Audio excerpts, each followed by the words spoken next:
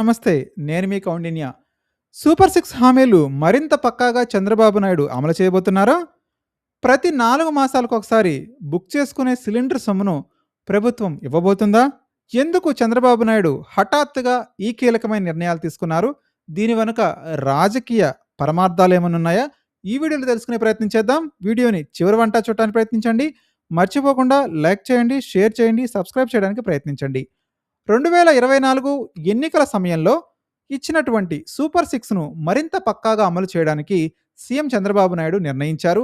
YCP హయాంలో ప్రతి నెల ఏదో ఒక పథకాన్ని అమలు చేయడంతో ప్రజల చేతుల్లోకి సంక్షేమం రూపంలో సొమ్ములు చేరాయని, ఇప్పుడు అవే పథకాలను తాము కూడా అమలు చేస్తున్నా 2, 3 నెలలు గ్యాప్ రావడంతో ప్రజల్లో సంక్షేమంపై జోష్ రావడం లేదని మంత్రులు చెప్పిన సూచనలను సీఎం చంద్రబాబు నాయుడు పరిగణలోకి తీసుకున్నారు.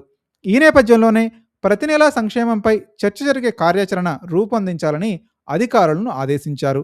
ఇదే సమయంలో కొన్ని పథకాలను ప్రతి 4 ఒకసారి, మరికొన్నిటిని ప్రతి నెల ఒకసారి అమలు చేసేందుకు అవకాశం ఉంటే దాని ప్రకారం ముందుకెళ్లాలని కూడా నిర్ణయించారు.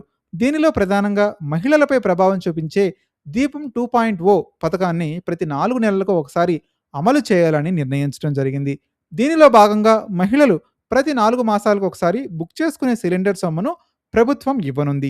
అయితే ఇప్పటివరకు సిలిండర్ బుక్ చేసుకునే వారికే నిధులిస్తుండగా, ఇక నుంచి సిలిండర్ బుక్ చేసుకున్నా చేసుకోకపోయినా 4 మాసాలకు ఒకసారి రాయితీ సొమ్మును మహిళల ఖాతాల్లోకి వేస్తున్నారు.